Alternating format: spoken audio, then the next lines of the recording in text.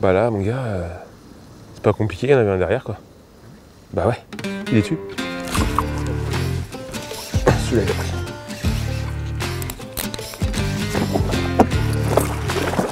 Il est là, toi.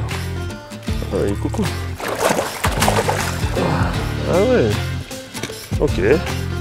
Allez, viens. Hop là. Ok. Aujourd'hui, on vous donne des astuces et conseils pour bien pêcher le brochet dans les herbiers avec des spinnerbaits et des chatterbaits.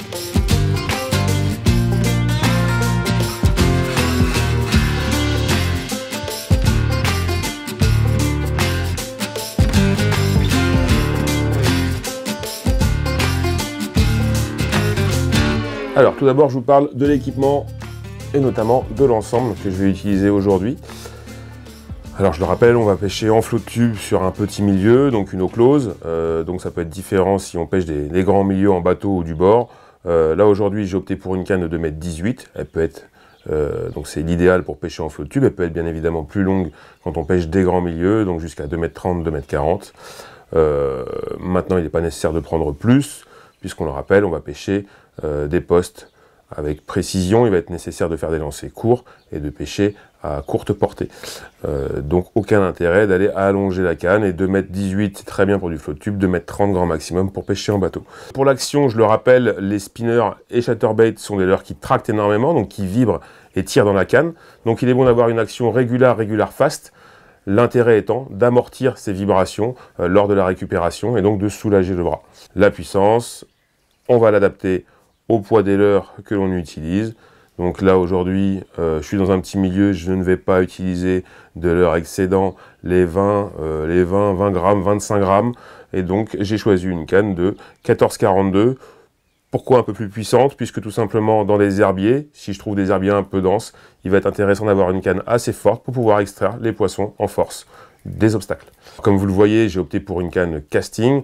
Un spinning peut faire le job. Maintenant, si vous êtes sur une utilisation exclusive de spinner et de chatter, l'avantage du casting, c'est qu'on va pouvoir réaliser des lancers courts mais beaucoup plus précis. Et donc, c'est pour une utilisation exclusive, il est préférable d'opter pour un ensemble casting. Pour équiper cette canne, on va opter pour un moulinet. Donc, vous êtes libre de choix à ce niveau-là. Il faut juste veiller à une chose. On le rappelle, les spinners comme les chatters sont des leurres qui tractent et qui tirent fort dans la canne. Donc, il est important d'opter pour un moulinet à récupération moyenne, voire lente, pour vraiment, encore une fois, soulager le bras et amortir les vibrations de ces leurres qui tractent et qui tirent dans la canne. Concernant le corps de ligne, l'usage de la tresse, c'est vraiment démocratisé et c'est généralisé sur toutes les catégories de leurres. Certains utilisent encore des fluorocarbone ou des nylons pour ces leurres qui tractent, comme c'est le cas pour le crankbait quand on parle de leurre dure, et donc pour les spinnerbaits ou les chatterbaits. Moi, je préfère la tresse. On viendra y coupler après un bas de ligne un peu plus long pour retrouver un peu d'élasticité. Mais voilà, donc on choisit un corps de ligne en tresse, dont le diamètre, encore une fois, va devoir être adapté à la puissance de la canne et au grammage des leurres que l'on utilise. Donc généralement compris entre 18 et jusqu'à 26 centièmes si les herbiers dans lesquels vous prospectez sont très denses. La réflexion est la même concernant le nombre de brins de votre tresse. On le rappelle, une tresse en 4 brins est plus résistante à l'abrasion qu'une 8 brins. Donc il est préférable d'opter pour une 4 brins si vous avez tendance à prospecter des herbiers assez denses et que vous évoluez dans des milieux encombrés, tandis qu'une 8 brins fera parfaitement l'affaire si les herbiers sont plutôt clairsemés. Bien évidemment, on ajoutera en pointe un bas de ligne en fluorocarbone. Alors là, comme moi j'ai opté pour la tresse, il peut être bon d'avoir une longueur de 1 m, 1,50 m pour retrouver un minimum d'élasticité, éviter des éventuels décrochés. Le diamètre, en revanche, va varier selon la densité des herbiers et aussi la taille des poissons présents dans le milieu. Un diamètre de 60 centièmes est un minimum et on pourra monter aisément à 90, voire 90 centièmes, voire 1 mm. Pour relier votre bas de ligne au chatterbait ou au spinnerbait, certains pourraient avoir envie de mettre une agrafe. Elles sont, à mon avis, à proscrire car le risque qu'elles s'ouvrent dans les milieux encombrés quand le poisson prend appui et essaie de tourner sur le leurre est réel. Donc, on proscrit les agrafes. Il est préférable de rattacher un spinnerbait en direct et également un chatterbait sur les agrafes dont ils sont déjà généralement équipés.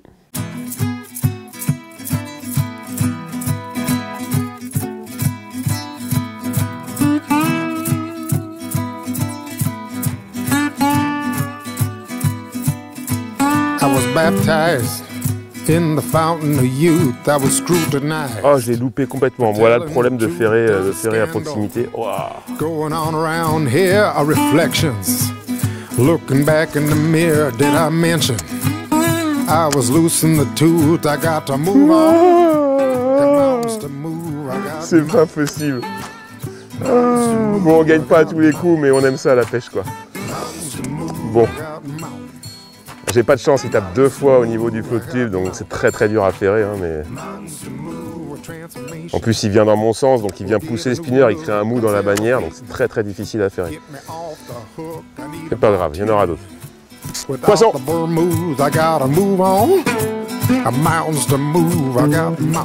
Il existe différents modèles de spinnerbait et de chatterbait qui sont chacun prévus à des usages bien différents.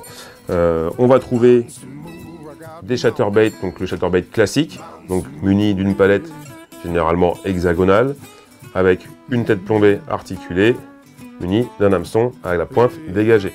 Ça, c'est des chatterbait qui sont conçus pour évoluer au milieu des herbiers clairsemés. Mais on trouve également des chatterbait conçus pour évoluer au milieu des herbiers plus denses. Donc palette hexagonale, la tête plombée articulée, ici muni d'un hameçon texan derrière, donc pour limiter les accros, ou bien toujours d'un hameçon d'un jig, d'une tête plombée classique, mais muni d'une brosse en tête, une brosse anti-arbre qui limitera les accros et le fait de ramasser des herbiers durant la récupération. Bon là, assez étonnant, mais je commence avec un chatter sans trailer, parce qu'il y a plein d'alevins devant moi, des boules d'alevins, donc je pars du principe que s'il y a des brochets dans le coin, ils sont peut-être sur des petites proies, là, embusquées, prêts à se servir. Donc une petite bouchée. La récupération de base, elle est toute simple, c'est une récupération linéaire. Donc on va lancer, là, au pied des herbiers, je laisse tomber mon leurre à la profondeur souhaitée, puis j'entame une récupération linéaire. La récupération linéaire, on va pouvoir faire évoluer son leurre plus ou moins creux selon la vitesse de récupération. Donc si je mouline plus vite, forcément, j'évolue plus haut dans la couche d'eau. Si je mouline plus lentement, je vais descendre plus creux. Et également le positionnement de la canne. Donc, hop, au pied, je laisse couler à la profondeur de mon choix. J'entame une récupération linéaire. Canne haute si je veux évoluer haut dans la couche d'eau avec une récupération linéaire rapide, comme ici. Et si je veux évoluer près du fond, hop, je laisse couler mon leurre, récupération canne basse et récupération lente. Voilà, donc une valeur sur la récupération linéaire. Concernant les spinners, même chose, il y a différents modèles, on les distingue surtout par la forme de leur palette. Donc un spinner, c'est une armature en V, qui va limiter les risques d'accro et qui passe bien au milieu, puisque l'armature, vous voyez, protège l'armement. Ce qui les différencie après, c'est vraiment la forme des palettes. Donc on va trouver des modèles avec des palettes Willow. Les palettes Willow, ce sont ces palettes feuilles de saule qui fendent l'eau, qui permettent au spinner de couler rapidement, et donc qui sont plus conçus pour pêcher vite sur des poissons actifs. Tandis que des modèles équipés de palettes Colorado, donc plutôt rondes ou plus larges, vont être des modèles qui vont plus tirer dans la canne, qui vont permettre de pêcher plus lentement, plus près du fond, ou lorsque vous avez besoin d'agresser des poissons, puisque ces palettes émettent des vibrations bien plus prononcées. Alors on trouve également un mix entre les deux, donc des spinnerbaits qui se veulent un peu polyvalents, qu'on appelle Indiana. Donc ce sont des palettes qui sont ni feuilles de saule, ni Colorado, mais vous voyez, allongées, mais assez rondes aussi, donc un mix vraiment des deux. Donc qui permettent, voilà, de pêcher de manière intermédiaire et qui, en fonction de la vitesse de récupération et de la hauteur de la canne, permettent de pêcher, de peigner toutes les couches d'eau et à toutes les vitesses. Ou bien des modèles munis d'une palette feuille de saule et d'une Colorado. Donc encore une fois, un mix des deux pour retrouver de la polyvalence. Alors, deuxième animation possible et qui peut être intéressant dans la configuration que nous avons juste devant. Donc là, j'ai depuis la berge, disons, 1 mètre d'herbier assez dense, et puis tout de suite 1 mètre d'eau. Donc là, je peux aller chercher les poissons dans les herbiers avec différents montages, mais en ce qui concerne le spinner et le chatter, difficile d'aller vraiment dans des herbiers aussi denses. Une animation qui peut être intéressante avec le spinner. Alors là, comme vous le voyez, rien n'est figé sur un spinner. Je vais retirer la palette parce que les palettes sont souvent la palette supérieure. Là, j'ai pris un monopalette. Donc je retire la palette supérieure qui était une feuille de saule, je la remplace par une Colorado pour obtenir une nage plus planante et je vais pratiquer du free falling, donc du free falling de la chute libre. Je vais lancer mon spinner au plus près de ce mur d'herbier pour laisser descendre en chute libre mon spinner et essayer de faire sortir un poisson qui serait embusqué dans ces herbiers. Donc là l'animation elle est très simple. On va, hop là, donc là j'ai mis en place ma palette. N'hésitez pas hein, à jouer avec la forme des palettes, la taille pour changer un peu l'action du spinner et leur usage. Donc je mets mon spinner en place, donc nœud en direct. Alors nœud en direct ou comme je le fais ici pour avoir le côté rapide et pratique d'une agrafe, un nœud agrafe, donc avec le champignon en pointe. Donc je lance mon spinner. Je m'applique pour vraiment tomber au pied des herbiers, je laisse tomber en chute libre, j'accompagne la descente. Une fois que je suis au fond, bien évidemment, je peux reprendre une récupération linéaire classique. On ne sait jamais, un brochet qui a pu être intéressé et qui a pu repérer le leurre peut venir taper par la suite. Et je recommence. Donc on s'applique vraiment pour tomber au nez du mur d'herbier. On laisse tomber en chute libre, on contrôle la descente. Alors pourquoi j'ai mis une palette Colorado? Puisque ça ralentit énormément la chute de mon spinner et sur une profondeur là modérée comme ici où j'ai pas plus d'1 mètre d'eau, mon spinner va descendre lentement. Enfin, dernière catégorie, j'aime bien la présenter parce qu'ils se font un peu plus rares, ils ont un véritable intérêt, ce sont les spinners monopalettes. Donc monopalette Willow, donc feuille de saule, ou bien Colorado. Ces spinners peuvent être utilisés comme tous les autres, ils émettent un petit peu moins de vibrations et moins de flash lumineux du fait de leur monopalette, mais ils permettent surtout de pêcher en free falling, donc en chute libre. L'avantage, c'est que la palette se met en action dès que le leurre touche l'eau, et on va pouvoir peigner devant sur les extérieurs des herbiers ou sur des tombants, donc en laissant tomber naturellement le spinner.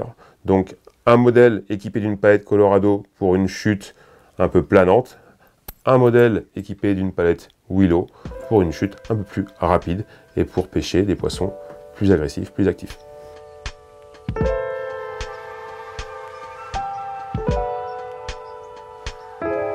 J'arrive sur un fond de baie là avec des herbiers qui tapissent le fond. Donc là tout l'intérêt de la récupération linéaire, donc de trouver le bon rythme, la bonne hauteur de canne pour passer vraiment, aller lécher la tête des herbiers et vraiment faire jaillir un brochet qui serait embusqué. Donc là typiquement ça se prête à une récupération linéaire sur laquelle il faut trouver le bon rythme pour faire évoluer le leurre vraiment juste au-dessus des herbiers. Donc trouver la bonne vitesse de récupération, trouver la bonne hauteur de canne pour à la fois que son leurre pêche dans la bonne couche d'eau et sans ramasser les herbiers.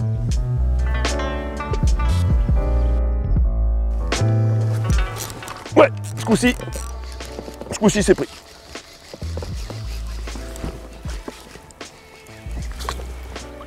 Ce coup-ci.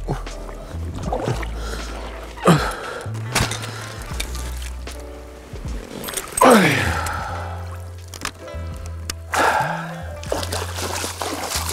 Bon, changement de spinner, peut-être que le piquant était un peu émoussé, et puis ça paye, premier lancé. Et puis il n'a pas fait le feignant. Pas un gros poisson, mais ça fait plaisir. Donc au spinner, linéaire très rapide, canne haute, parce que j'ai peu de profondeur. Et puis voilà, il a fondu dessus, là, il pouvait pas le louper. On y retourne? On en fait un de plus? Allez, go. Alors faites bien attention quand vous choisissez vos modèles de spinnerbait et chatterbait. Généralement attention aux plus petits modèles qui ne sont pas forcément conçus pour cette espèce, mais plutôt destinés aux basses ou aux perches, du fait d'armatures assez fines ou d'armements également assez fins. Voilà, donc ces modèles sont plutôt à proscrire. Il faudra opter pour des spinners qui ont des armatures en minimum 0,8 mm pour avoir une résistance adaptée et munis d'hameçons forts de fer. Alors, les chatterbait et les spinnerbait peuvent être utilisés tels quels. Maintenant, il n'est pas rare qu'on ajoute un leurre souple en queue qu'on appelle trailer, et notamment sur les chatterbait pour augmenter le volume de la bouchée, les vibrations émises et le volume d'eau déplacé. Alors, l'ajout de ces trailers, vous l'aurez compris, va également rendre vos chatterbait et spinnerbait légèrement plus planants, donc c'est aussi un autre intérêt.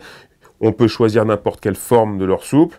Les plus couramment utilisés sont les leurres munis d'appendices vibratoires comme le shad ou le grub, idéal pour pêcher entre deux eaux dans les herbiers clairsemés ou sur les contours d'herbiers, et donc provoquer les poissons actifs avec des récupérations linéaires.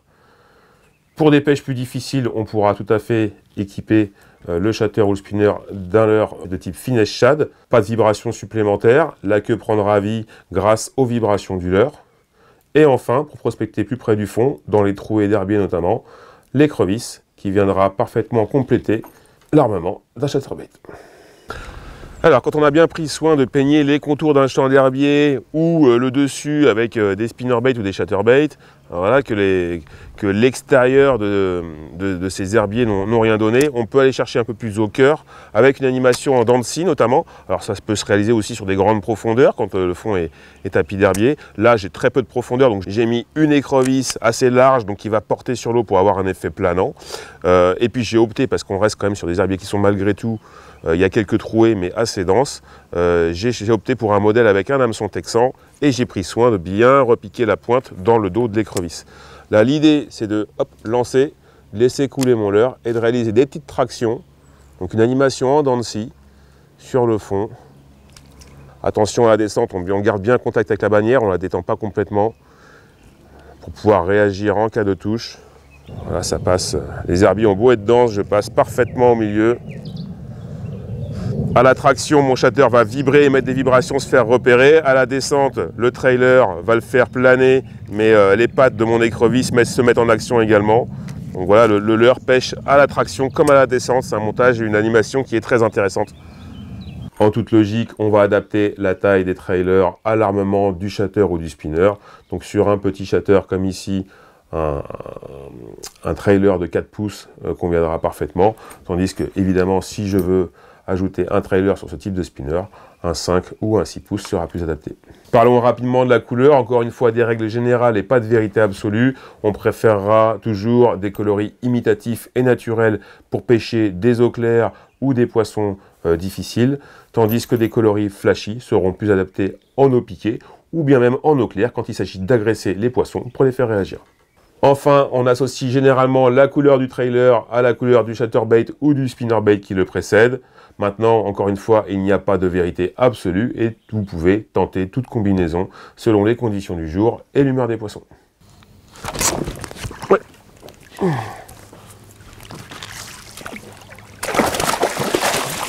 Et voilà la belle histoire. Ah, mon coco, tiens. Tac.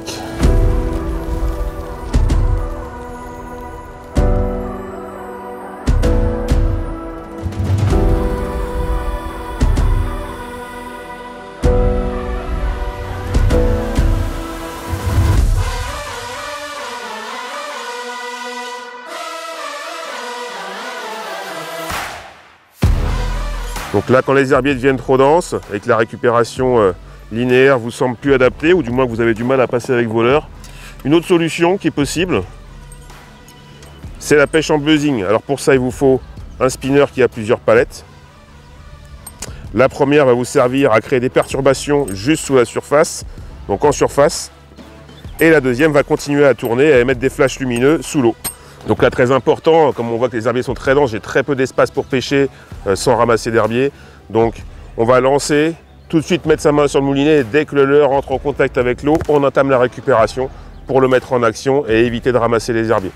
Donc une pêche en buzzing, je lance, main sur le pick-up, tac, et j'entame ma récupération.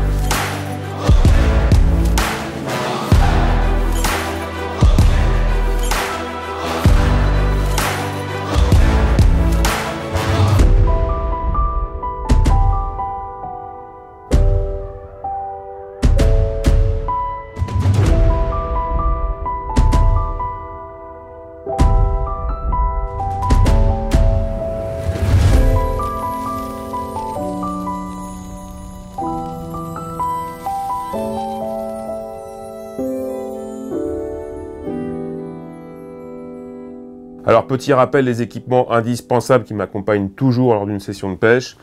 Tout d'abord, les lunettes polarisantes, indispensables surtout en eau claire pour distinguer sous la surface un poisson qui suit ou la configuration des postes. L'épuisette, donc là on pêche le brochet, donc une épuisette adaptée au brochet, donc une tête de grand format, un filet profond avec des mailles en résine qui vont préserver le mucus et donc la santé du poisson, mais qui permettront également de décrocher un hameçon qui s'y serait emmêlé. La taille du manche, elle sera plus ou moins longue selon l'approche. Un manche long en bateau ou du bord, quand les berges sont hautes, plus court quand vous êtes en wading ou en flotte tube. Bien évidemment, si vous évoluez dans l'eau, en wading ou en flotte tube, vous aurez besoin d'une paire de waders. À la belle saison, on optera plutôt pour un modèle respirant, léger à portée dans lequel on transpire peu, tandis qu'on choisira plutôt un modèle néoprène à la saison froide pour tenir chaud. Pour transporter vos chatterbaits, mais surtout vos spinnerbaits qui peuvent être des leurres assez volumineux, il est important de choisir des boîtes de transport avec des casiers hauts et des casiers assez grands, pour pouvoir les stocker sans les tordre et sans plier les armatures. Enfin, indispensable également, pince et ciseaux pour refaire un bas de ligne si besoin. Et puis surtout, quand on pêche le brochet, l'avoir toujours à portée de main à l'aide d'une dragonne raccordée à votre ceinture ou au bacan, la pince longue qui permet d'aller chercher un montage profondément ancré et surtout de libérer le poisson rapidement pour préserver sa santé. Oh voilà encore. Bon, c'est pas le gros qu'on recherche, mais avec une plus belle bouchée quand même. Eh bah écoute, il était gourmand. Hein. Un poisson qui a pris un leurre qui fait la moitié de sa taille quand même. Hein. Allez, viens là mon pote. Et voilà, tac là, un pouce. Tiens, hop là. Oh bah celui-là, tu vois, regarde, au spinner. Au spinner et puis décroché quasiment. C'était l'hameçon chance qui était piqué juste ici.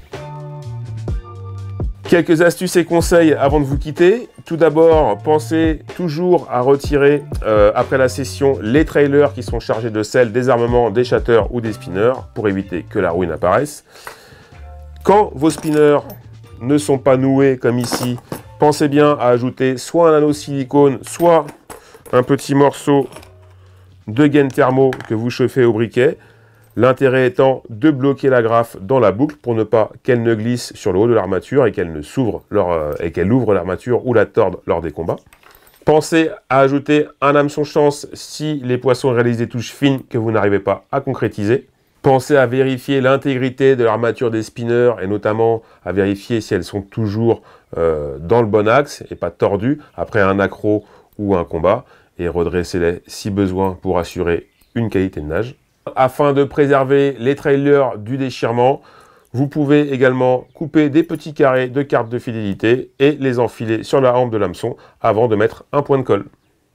Sur ce, je me dépêche de ranger car j'ai un copain qui vient de se mettre à l'eau et ce serait quand même dommage qu'il prenne les poissons avant moi.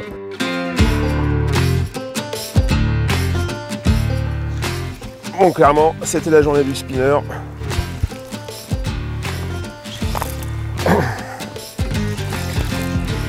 Allez.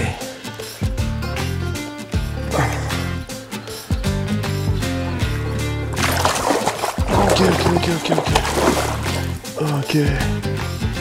M'attendez à plus petit. Viens là mon pote. Hop. Voilà.